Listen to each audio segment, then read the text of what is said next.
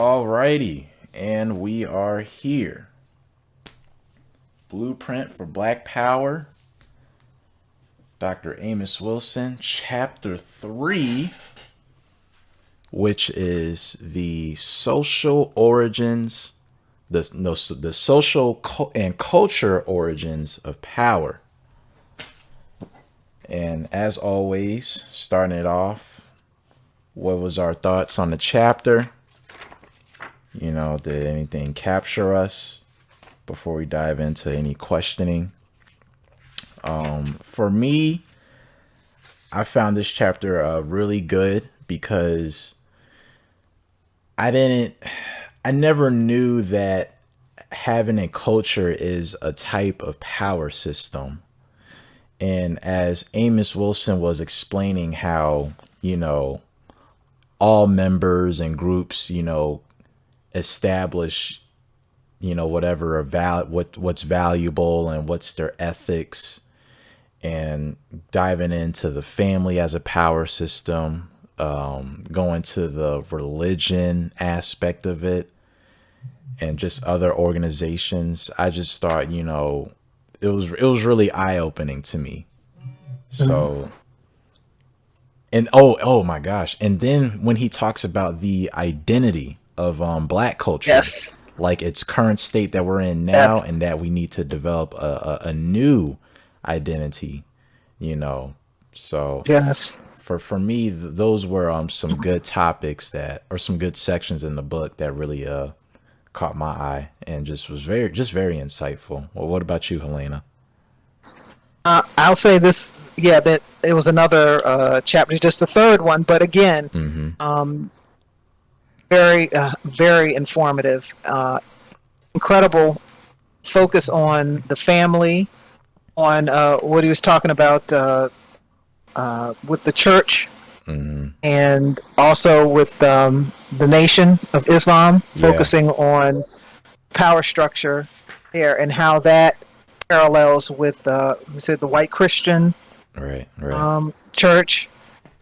Yeah, there was quite a bit. Also with the myth of individualism, and there were things I was just nodding my head, reading through a lot of this, and it's perfect. The myth of individualism in this society. It's absolutely how it's applied to applied to the culture. I guess in general the country when somebody succeeds, Yeah.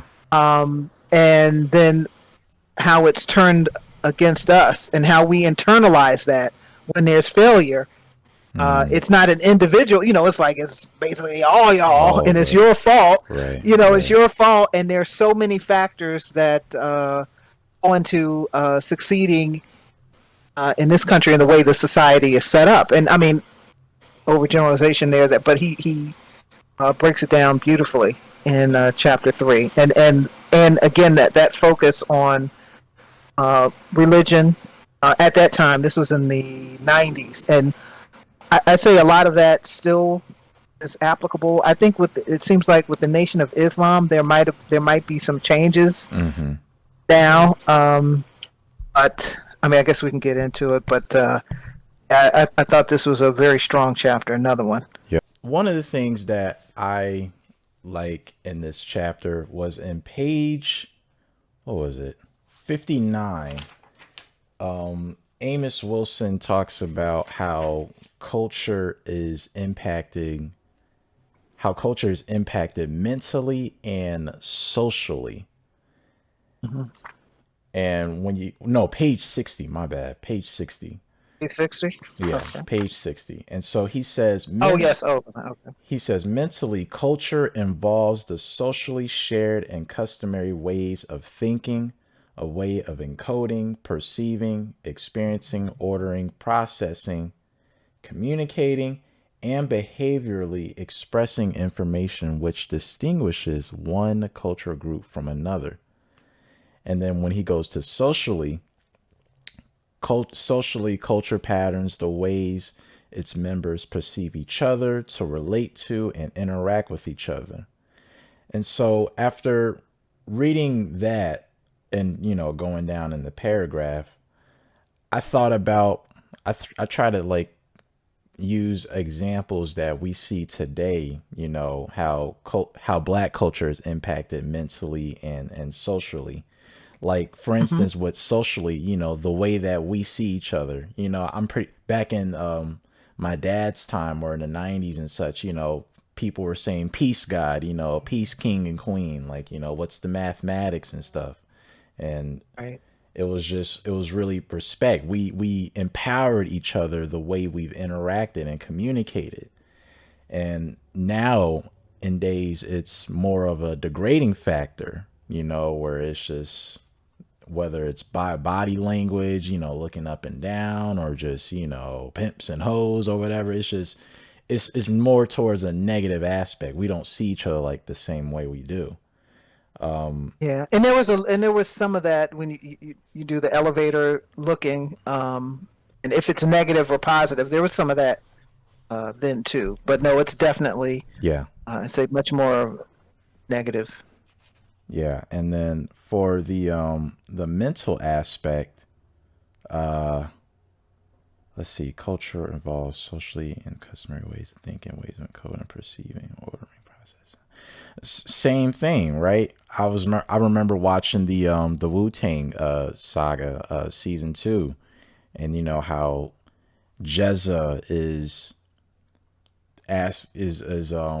big on, you know, knowledge of self. You know, the black man is God. Even in season 1, he was telling Reza, like, well, I think it was that grown man Reza, like, do you know what your name is, Rakim? You know, do you know the value and such?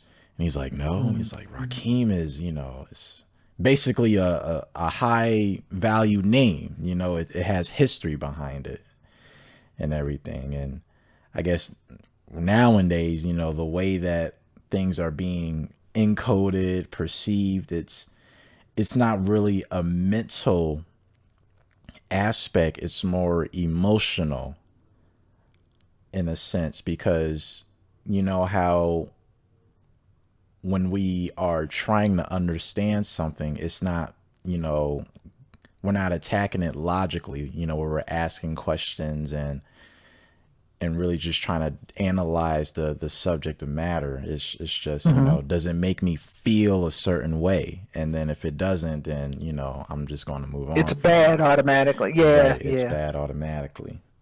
yeah. Even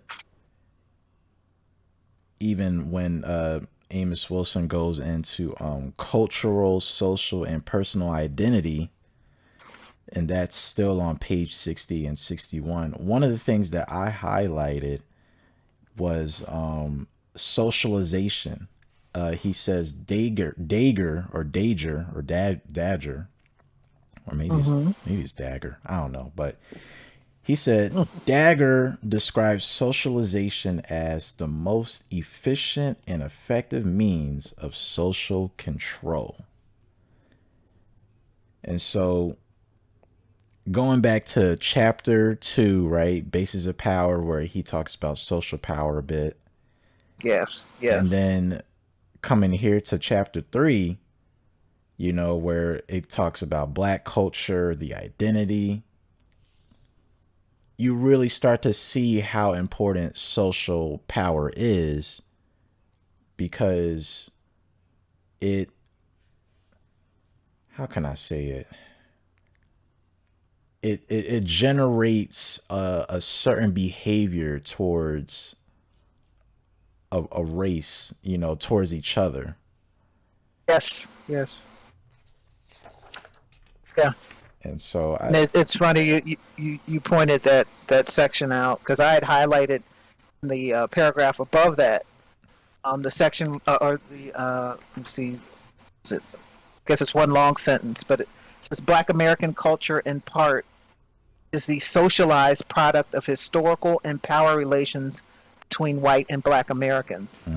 Consequently, Black American cultural identity, while riddled with indigenous African cultural elements, residuals, and fundaments, is still an amalgamated product of the American experience primarily conditioned by dominant whites who do not have the best interests of blacks in mindset or at heart. right, right. And in one of those cases, that proves is when Amos Wilson goes towards the you know what, I don't even want to skip to that just yet Mhm. because there are some other good pieces like first the new African self-identity. I Mhm. highlighted the first sentence where it said under certain social economic circumstances culture identity can become the instrument for the expression of the power of the predominant cultural system which molded it, and it may also become the instrument used by the dominant culture and its members to further its survival and enhance its empowerment. And so when you look at, you know, the need to develop a new identity, it's very vital because everything was stripped away from our ancestors when they were on ship and they got to America. So now we have our identity was pretty much made by whites, by the American system. And one of the words Do that not have the best interests of blacks in mind or at heart. That's right. right Continues on with that. That's right. That's right. exactly, and it's ambivalent from what I've learned, the new word where it serves two different purposes. Hmm. Where for whites, you know, it keeps them dominant, it keeps them as the superior and remain in power, and as for blacks, you know, we're inferior, but we're not realizing it, or you know, we're not understanding why all of this is going on and why we're not, you know, accelerating or ascending. And Hmm. it's just so funny how it ties in from chapter one with just the different types of power that we've learned. You know, the causes of the manipulation, the coercion, the daggone force, you The know. psychic. The Yeah, psychic. Yeah. the Yeah. psychic, right? These are the effects where you now create an identity for somebody. You strip away their culture. You control how a person interacts with their own kind and Yep. such. Like it trickles down to so many ways that a lot of us as an average person wouldn't even understand until we read this book. But Yeah. Until you look back and start thinking of things and like, oh, now this may, yeah, till you read so read this book, or someone who actually focuses on us within our community, knowing right, our history from the inside. right, And yeah, I mean, and the before that, the need for new African identity, just that paragraph above, because I was bracketing off quite a bit in this chapter, and I underlined the under an oppressive socializing regime, social role identifies, excuse me, the social role identities achieved by the socialized person or group through though oppressed, to his or her oppression, to his or its, okay, here we go, excuse me, let me start again. Under an oppressive socializing regime, the social role identities achieved by the socialized person or group, though opposed to his or its oppression, may yet be self defeating or self destructive and inadvertently self subordinating. Some social role identities of individuals or groups, while diametrically opposed to those intended by the socializer, may still unwittingly operate to empower the socializer and strengthen and maintain the social order and relations they defy. And it's like it's sometimes, even if it's going against what the quote unquote socializer um, wants, right, it still is something that's negative for us. right. And it really means, yeah, we need to create a new identity and have that control from the jump, from the absolute start. We determine. Yeah. Peace, Umoja. What's up? Emoja, What's up? What's up with my peoples? what's Not, happening? not much. We covering chopping it up with chapter three. Um, Yes, sir. I read that shit too. yeah, I man. caught up. Talk I about caught it. up. I brought my book. I brought my book to work a couple days, and actually, I didn't read the last page, so technically you can call me emoji. Cause my kids, I was finishing. I stayed up last Oh my night. I goodness. stayed up last night hella late, and I was like, man, I gotta read this shit because I ain't trying to hear this nigga's mouth. And then I like stopped after I read the Nation of Islam part, and I was like, all right, it's only 4 more pages. I'll snatch that shit up in the morning. And got to reading 2 pages, and babies and shit started fucking with me. So I'm actually a page and a half off, just to be honest. But I like the chapter. In fact, Mm-hmm. go down a little bit. I might, again, I'm on the road without the book, but but I really I really dug it. I actually liked reading the end of chapter 2 more than chapter 3 personally. Mm-hmm. I hadn't read it yet, but just the organizational aspects that the guy was talking about. But chapter 3, you know, it was just interesting with the religious focus, and I love Yeah. how he just put it out there like, no, like let's not get it twisted. The black church has failed the black community.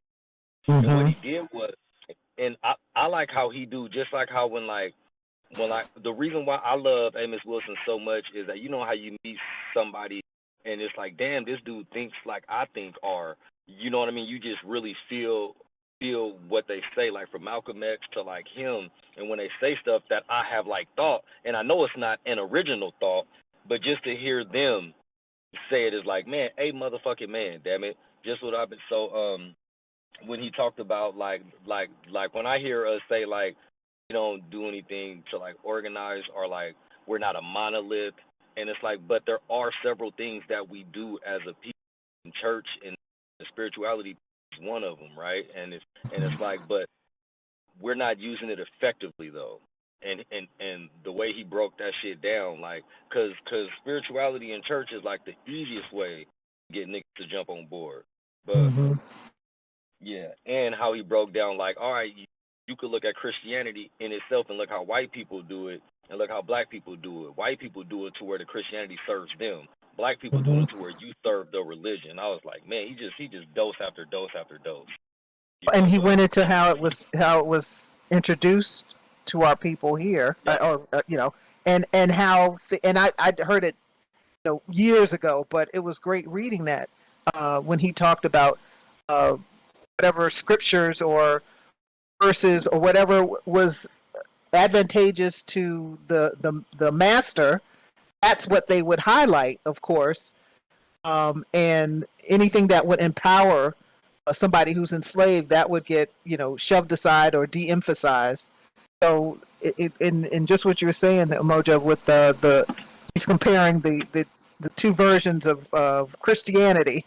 How it's understood is that for blacks, Christianity disempowers, induces a sense of moral inferiority, preaches right, submission, subordination, right. and obedience. Yeah, and so much more. Obviously, he says in that. But yeah, yeah, He didn't do a deep dive into other religions, but he just right. mentioned like if you look at the Hindus, if you look how Chinese people use their religion, everybody do it to Mm. benefit their people, not just to just blindly say you worship in something. And then how he brilliantly talked about, yeah, but black people is just supposed to shut up and suffer, and you'll get yours in the hereafter. Fuck that. Yes, You know yes, what I'm saying? Fuck that. yeah. That's exactly what it is. You just be cool because the meek shall inherit the earth. Fuck you and being meek. Straight up. Yeah, Just and So just like hearing stuff that we already identify with, but then to hear from like somebody, it's like, you got a bomb ass move, and then you see Jordan see a movement, and Jordan come give you dap, and you like, motherfucking Jordan just said that I'm a good basketball player. So hearing him say some stuff that like how we already think, it just feels, I don't know, I just can't even put words on it, but mm-hmm, I just right. mm-hmm. identify with like all of it. I identify with all of it. If it was somebody else, I would literally skip that part because I'm like, yep, I get that, and just skip to the part to where like I'm learning, but just reading his words and the words of the people who he reviewed and used in this book is just like an awesome read all around. And not Mm-hmm. only that, going back to what you pointed out, Helena, Mm-hmm. white people use Christianity to produce tangible results. Mm-hmm. While as black Yes. people, how did he put it? Pie in the sky. Yeah, yes, that's right. Yep, Right, looking right at that. Yep, I was like, otherworldly rewards. Yeah. yeah, that shit blew my mind. Well, it didn't blow my mind, but it was like, wow, like, yeah, that's true. Because it's always just prayer and then wait. Yeah. Wait to see what Although happens. I mean, this was in the '90s. Let's say now with the you know the popular mega churches and the ones with the wealth. What's the term? Oh goodness, I don't know if it's how you pray or how you worship, but you'll get wealthy. I cannot remember the term right now. There you go. Prosperity pure preacher. Thank you. Whew, froze on that. Yeah, the prosperity gospel. So that was something that that's I think a more recent thing, maybe last 15 years. But so much of this still holds. I mean, it's still, even with the prosperity gospel, it's still basically the same thing. I mean, there are people who, like, if you pray hard enough, and if you give, if you tithe, and it's just another way of getting people to, and not just the Christianity, that type of, that type of thing happens where you tie people into giving and staying obedient to whatever the religion is, and good things will happen in the future. Hmm. But it's something that really the situation that we're in, and our present Well, situation is not good, to put it mildly. Not good at all to the, do this. the idea is to give 10%, right? Isn't that what the Bible, the Old Testament teaches you, right? 10%, right? I think it was 10. So we could look at it like, let's just say that it's a spiritual tax, right? It's a spiritual Mm-hmm. tax, basically. Like, to get to heaven or to be obedient spiritually or to show your faith, you're going to give 10%. That's what they say, right? Mm-hmm. So when I put it in terms of tax, then you have to ask, all right, just like if you're paying taxes, what am I paying taxes for? Shout out to the people of Liberia, right? What am I paying taxes for Right, here? Like, right. Right. to give police money, but you might do get some good streets. You might do get certain things. But Hmm. then it comes down. Then it comes back down to, like, all right, I'm paying this 10%. What the fuck am I getting?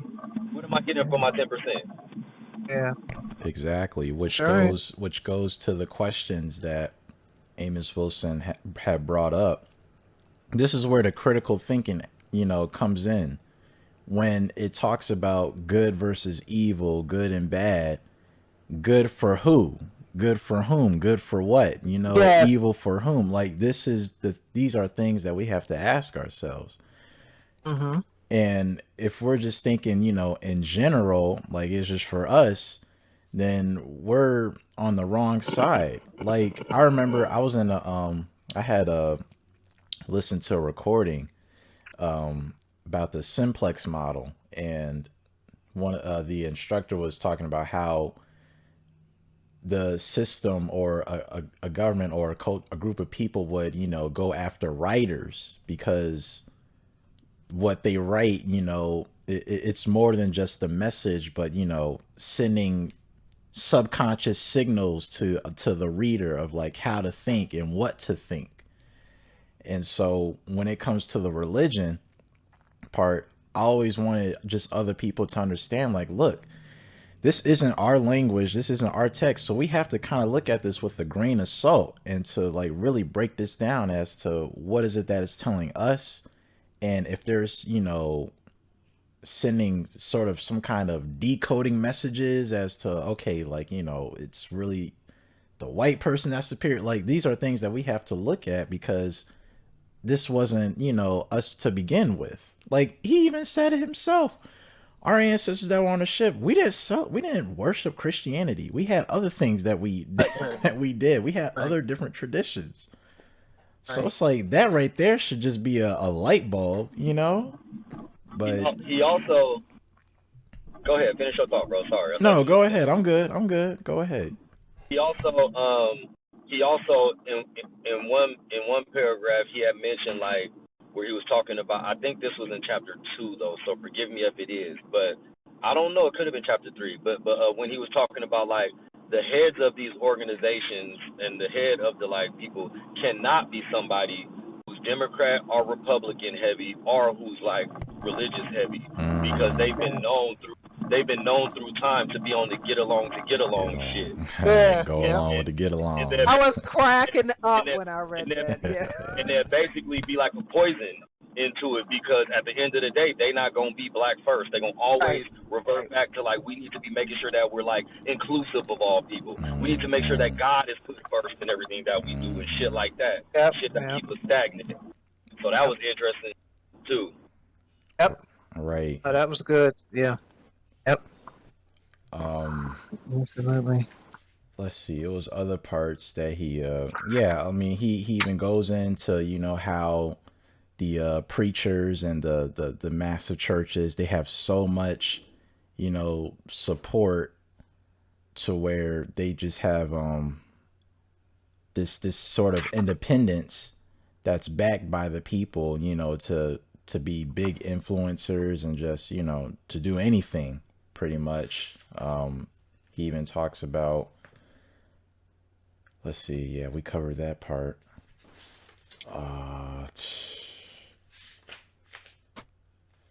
Myth of individualism. Yes. Oh, that you didn't. Yeah, I read that part. I Yeah. read that part. So going back to what you were saying, Helena, Mhm. that section pretty much was just talking about how one person succeeding is just getting praise, but then if some fail or if something fails, it's on everybody. Is that? Yeah, it's on everybody. It's on you. There's there's no other interpretation except that you Oh, failed. you failed. As opposed to there are other there are other things that are in place to Right. help you with that failure, Right. or to help you fail. Yeah. Yeah. And yeah, and so that individualism, it's like you're encouraging that, but that's not how the dominant society actually came into power, by individual. That's why it's the myth of The myth. The individualism, myth. Right. and it's sold to us, and we, too many, I think, have absorbed that and treat it as the absolute truth of individual. Like you mentioned, say if it's a basketball player, or entertainer, Mm-hmm. whatever, who ascends and does well. It's like, well, look, and we've said it in the past, of course. Well, look at them. Right. They've succeeded. Right. It's something that I think most people in our group will point out that yeah, they succeeded, and it's only to a certain point, also. So it's Yep. a cap on their success.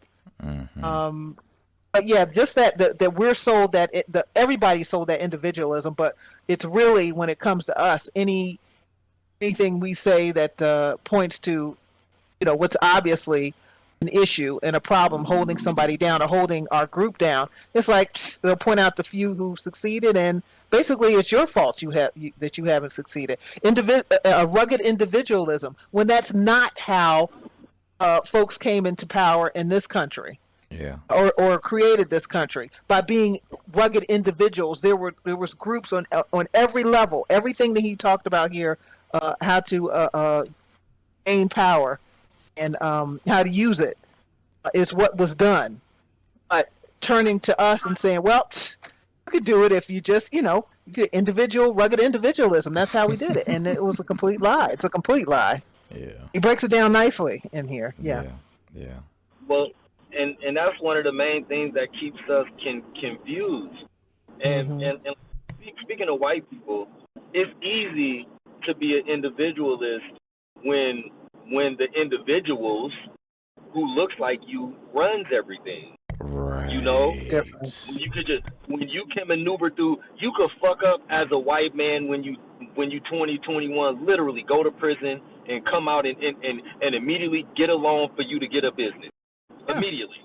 Like literally, I know people who have done that. I know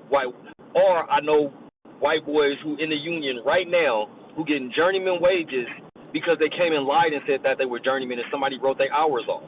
See, that's the type of shit that you could do when all of the people who run this shit looks like you. Mm. You can't be the individualist, right? Because y'all group of individuals is in power, and black people get confused with the few and far in betweens who do have some kind of luck or they work really, really, really hard and come up. Like Right. everybody's Right. everybody's not Master P. Everybody's not LeBron James. Everybody's Right. not Jay-Z. It's impossible. Like it's just some Exactly. bullshit for people to try to point out. Like and you can read any sociology book, and every one of them is gonna say if your parents didn't go to college, if your parents you don't have an inheritance, most of the time you're gonna be a loser too. Like most of the time, most black families, if your Damn. kid grew up in foster, I'm just telling the truth.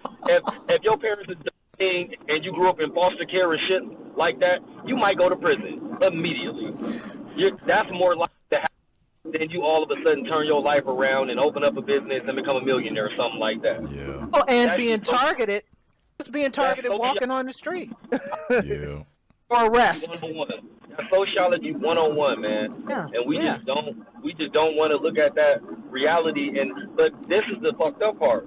We do see and notice that reality, but that is not enough to make us say, you know what, we do need our own systems. Yeah. We do, Yeah. even if it is here, and that's why to do it right here, people, I don't hear them because they full of shit. Because y'all not trying to do anything right here, but start your own organization and try to get money and try to get popular. That's what you mean by do it right here. How can I come up here? That's what do it right here is. It's never a we. It's never a we. Right. Right. And then, there's always that talks, well, oh man, how come we can't be like the Mexicans? How come we can't be like the Jews, the I can't Chinese, stand when people do that. I just like, will you please stop that? Right. Please stop that, because I'm guaranteed it's not. When somebody says that, it's just like off the top of their head. They're looking and they're bug-eyed and mouth open and just admiring, as though number one, other groups don't have issues. Number two, Exactly. and number two, that we're on the same. That the focus is the same for their communities as it has been for ours and currently is. And all groups that aren't part of the majority have had some negative focus on them, no question. But there's a particular special, I think, situation with people of African descent, not just here, worldwide. Right. And it's something that it's like there's so much. And if you want to point at somebody who's laying about, not doing what they can do to advance or whatever, I said that's valid criticism. But to behave as though our position as a group, as a people, as a race is because of that, when you see somebody, oh, so and so cheated on their taxes and got an extra $1,000. Hey, guess what? That's not that person cheating or somebody with that mentality is not the reason we have all of the problems and have been held back. Essentially, that's just not it. You can point to little things like that, and then when you talk about systemic issues, systemic problems, you can't say that the individual fuck up is the reason for that. You just that fawning over everybody else is just, it's maddening. Well, we want it both ways when it comes to certain things. Like, if you was to say, if you was to say like the excuse of, well, it's really hard for us. If somebody was to say, look at the Asians, they come over here and they're fewer in numbers, and yet they sit up here and win. Black people will then say, well, they ain't had it as hard as us, and blah blah blah blah blah blah blah blah blah. But they want to take the extreme. Gotcha. Yes. And then it's like, okay. The And then if victimization. you say, and then when you say, okay, y'all, well, how about we say, forget all these people and let's do this and let's do this and let's do this. Black people will again say, we can't do that because we got this experience and blah blah blah. It's like, motherfucker. So you just saying that no matter we can't do shit because of our past experience with these racist bastards. So that means that you're just defeated, basically. And then when we say, okay, well, let's leave, we can't do that either. It's like you just use that excuse for everything. It's just a blanket. It's a blanket excuse. We can't do anything because of this. No matter, even if it's the simplest thing, we can't do it because our experience is different. Yes. Well, no matter if it requires getting up and leaving, or it requires doing for that person to do even more than what they're doing, There are folks who will find any excuse in the world. They will frame the argument any way possible to make it so that the result is, well, nope, I got to stay right here, or I got to continue doing what I'm doing. I don't want to do anything more, so I'm going to frame it so that my answer could be, hey, no, Right. it can't happen. No, we can't do it. It's yeah, the disingenuous folks.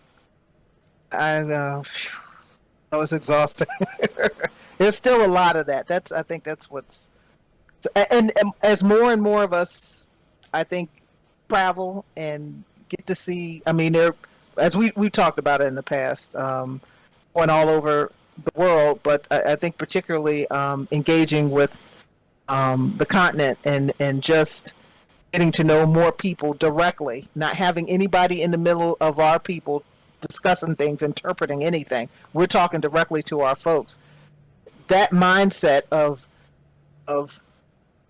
us doing more business with each other, not just the social hello and nice to meet you, Mm-hmm. doing more business with each other has grown, and and genuinely having that self respect, Right. and realizing, yeah, this isn't just the only place that we can be or necessarily should be. Or if we want to, if we want to go back and forward, if we don't want to stay, go back and forward, or completely move. There are options. Exactly. And I think that, I mean, putting that in with or folding that into the blueprint for Black Power, that just shakes my ass. That us having that confidence is part of approaching power, having more confidence that yes, we can do it. Us talking to each other. Oh, you all are going through something similar to us. You realizing, yeah, this really is. It's not just something you're sitting and reading in a book. It really is something that's worldwide. That's happening with our folks, and having and the determination to do something about it means you can't just sit like a potted plant and not do anything, or just lovingly admire some other group. That means your reality is going to change. Yeah, now I know this. I know this for a fact. I can't ignore it. And to me, that's powerful. That's a start. Getting Right. out of that rut. Right. It's yeah, powerful. Peace, Inkundayo, if you're there. And here, Can you hear us? there you go. All right. Ikundayo. Are you busy? Do you have any thoughts on chapter 3, or have you come across it? I'm letting y'all I'm driving right now. Oh, okay. You're driving right now. Okay. Okay. No problem. No problem. Um. Let me say, I like. I mean, we'll get to it. Emoji. You said you got like a page and a half, a couple pages more to get to at the end of the chapter. But how he Yeah, ends. it's like the end, but I'm sure it's gonna be good. Like Yeah. Yeah. I was He like, ends, and it's it's a yeah. a page and a half. yeah. It's a strong ending. What does it say? The spiritual and war or something like that. The spirit of Wait a minute. war. Yeah, Spirit that of little bit. war. Yeah. No, that's good, and he hammers it home that we need. Well, you'll read it, but basically that we can't at the ending line. We cannot. Our community cannot long survive half slave and half free. But you'll read it. It's a very strong ending to the chapter. And so the spirit of war. It's to me a positive one. To say, okay, yeah, take this to heart and understand, if we want to survive, we can't just go along to get along. Right. Basically, underrated. Go along with the get Love along. that, right? To get along. Oh my gosh! But We don't, yeah. we don't seem to. We live in a, just like when in the previous chapter when he was talking about socialization, and part of socialization depends on your environment, and Hmm. your environment around you. And like when you look at black people's socialization, our entire socialization is on survival, whether it's economic Yes, survival yes, or yes. life and death survival. That's how we Yeah, are socialized to be. We have to survive here. We got to bite the bullet yeah, sometimes. We got to yeah, shuck and jive sometimes to get that job. We got to yeah. change our dialect. People don't think that we just niggas and don't Mm, unintelligent. And it's like, but we don't actually think about race survival. It's just hmm. self. It's back to that Individual. individualism. That's We right. we That's right. really move like we can just wait and things are gonna change eventually. That's how we live. Like we Yeah. can just wait and things are gonna change eventually. And every time white folks say, you know what, we need to give them something. Let's give them a president. Let's give them a Yeah. judge. Let's give them a surgeon general. Let's give them attorney general. Let's give them a chief of staff in somewhere like and we get happy like see these incremental changes when First this, nothing's first really that. Yeah, and we just yeah. stand static and not coming together, man. It's wild. It's wild. Like straight up, it's wild and very frustrating. Oh, that's a great point. That's a great point. We're living just just going along. Things happen. Yep. You have to be proactive. It has to be with us, to us directly, amongst us. It can't be sitting down with everybody under the sun to have discussions on how we should proceed. It just It, it needs to be on purpose. It needs to be on purpose with a purpose. Right. yes, yes, Straight up. All right. Straight up. yes, indeed.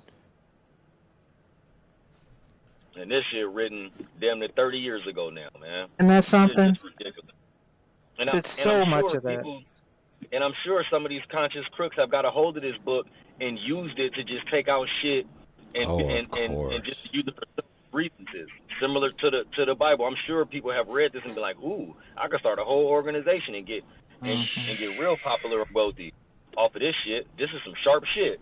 You know what I mean? Just Hmm.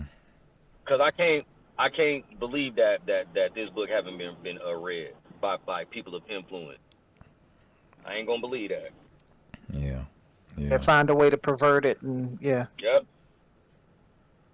what he's doing, he's outlining. If there's people not outline, he's detailing for folks, and obviously anybody could get it. So yeah, I would doubt there are people who trying to manipulate and using what's in this book. But I think obviously the flip side of that is just a lot of people will be awakened, not the way the word woke is used nowadays, but um, to so many things. I said maybe it's something, even if they couldn't put their finger on it, or if they couldn't verbalize it, just something they know is wrong. And Right. they're reading like, oh yeah, yeah, I was thinking it, but I couldn't frame it properly. But yet, reading what he has here, it's like, yeah, this makes sense, and this is what I was thinking. So I'm not crazy. And people around me, how they're behaving, it's like, it's to our detriment, but you keep behaving that way and normalizing, and why? I said, well, you're not completely in control. That's why. Yep. I mean, for me, what I've got from just throughout these pages is just how important a deeper dive of how culture is very important and why African culture should be redefined.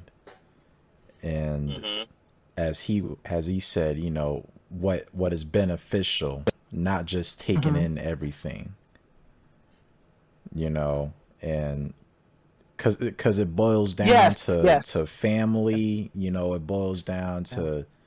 to small subgroups or subcultures, and it boils down to religions, if people do worship a different religion or such.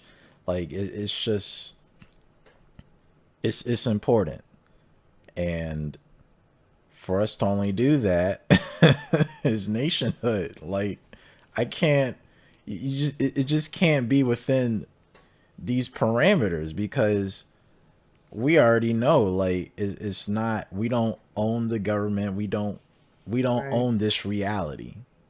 And to change something that we did not create, it's ridiculous. It's a waste of energy, honestly, because we know the end result. Well, back to socialization, right? Back to how the environment shapes your socialization. Hmm. In reality, we socialize to believe, one, that power is bad. Right. Look at, and religion helps with that. And we socialize to think that white people are supposed to be in power. Yeah. And even though we don't realize it, we're socialized into not being interested and not believing that we can run our own shit. Hmm. Like people don't say that we could say all this stuff, and it's literally like we could break down what BAIO is, and it'll go over people's heads once they sit down and think like, wait a minute, y'all talking about infrastructure? Like, you mean building bridges? You mean building freeways and roads? You mean like building factories? Like, we don't do Right. that. You know what I'm saying? Like, we don't do that. It's Mhm. already here. Why do I have to worry about what kind of car we gonna manufacture and everything else when I could just go to Toyota, nigga? What are Yes. you talking? Yes. You know Exactly. what I mean? We don't think as producers. We think as consumers. So when you talk about producing stuff, it's like, nah, I don't know what you're talking about, bro. Mm-hmm. Yeah. All of a sudden, it's foreign. That's very true. Very true. Anybody else have any thoughts on the chapter? Any last words before we wrap it up? Let me see it. I just think I said when he ended with the discussing the religion and touching on the Christianity and how we approach it and how we approach Islam and specifically the Nation of Islam, I should say, Yeah. and how the Nation of Islam was basically set up as its own. While it has some of the some of the, I guess, the tenets of Islam in general, Mm-hmm. it was really set up as an African American say power structure within a nation within a nation. Right. And he says that. I guess now things have changed a little bit. That's still, and just some of the things that they had at that point, I don't know if they still have now, but it's interesting to see that it's like that nation within a nation, where a lot of our folks is, if you discussing us having power here and staying here, it's the nation within a nation. But there, I don't know if he'll go into it at some point further in the book, further along in the book, but how they were infiltrated and things attacked and different situations that I think whittled down their wealth, Yeah. possibly, and influence. Yeah. But I think it's still a good discussion that he had here, and that definitely stood out. Yeah. Mm-hmm. See, the Nation of Islam is a great example of what nationhood could actually be like, and I Mm-hmm. think that they was basically neutralized. At this point, Yeah. we could agree that Islam ain't about to make nothing crack, Mm. Mm-hmm. like seriously. But they was neutralized because the whole basis was on Allah. Mm. Like, even if they used it to start with that, but just the like black power stuff and all that other stuff, because it was all through there, like the black man is Yes. God and Yes. all that Yes. stuff. Great. But it was neutralized because it set so much of the black population aside, because most of the black population want to be Christian or Mm. agnostic or even atheist. Like, there's Mm-hmm. more agnostic atheists and Christians than it was black Muslims. So that kind of Right. like alienated so many of us that in time they didn't get the steam that they could have had. Like, imagine if they would have started off with the Allah stuff and then like switched, like, nah, we just a black nation. Like, Yeah. Allah is our God, but we're not gonna alienate you or exclude you if you don't want to be down with Allah. If you down with Right. this Mhm. power Right. stuff, come on. We gonna pray and everything else, and we have our customs, like certain things. You gotta wear the suit, you gotta do this and everything, but you ain't gotta pray and everything else and all that stuff. You could just come on and be down. It would have been so much more effective. Yeah. Yeah. And that's just the reality. And now it's just neutralized. It's just there as another religion now. That's with internal politics as well as being attacked constantly from the outside. Yeah, it would have. and so yeah, you have to be able to adapt. Not talking about adapt as far as assimilating to with a society that is not good for you, but adapt within our group and make changes, and still be healthy. But you have to realize, yeah, in order to grow and to continue to prosper, you'll need to adapt a little bit. You need to make some changes. So I'm again, I'm I know that they have made some changes, but I don't know if that's something that's brought in even more of our folks or just sustain them as they are now. But I thought, just looking back, like I said, about 30 years or so, his view of them is very interesting, and I thought at that look, a bit of a time stamp. Um, Things might have moved on a little bit now. Well, seems to wrap up about everything. Chapter 4, consciousness and power. I am looking forward to that.